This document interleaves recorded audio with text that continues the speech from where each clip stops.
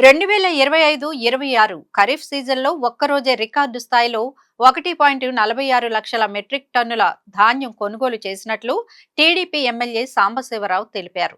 3.24 లక్షల రైతుల ఖాతాలో 4,609 కోట్లు జమ చేయడం ఓ రికార్డని ఆయన అన్నారు. 24 గంటల్లోనే రైతులకు చెల్లింపులు చేస్తున్నట్లు వెల్లడించారు. ఈ ఏడాది 12,200 కోట్ల విలువైన 51 లక్షల మెట్రిక్ టన్నుల ధాన్యం సేకరణే లక్ష్యంగా పెట్టుకున్నామని ఆయన తెలిపారు.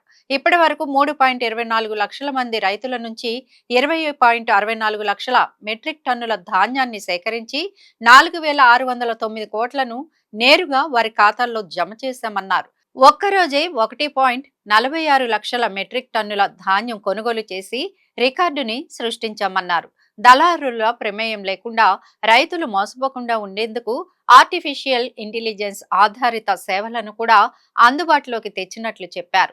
ధాన్యం అమ్మాలనుకునే రైతులు 7337359375 నెంబర్కు హాయ్ అని సందేశం పంపితే పూర్తి వివరాలు వాయిస్ మార్గదర్శకం ద్వారా తెలుసుకోవచ్చని వెల్లడించారు.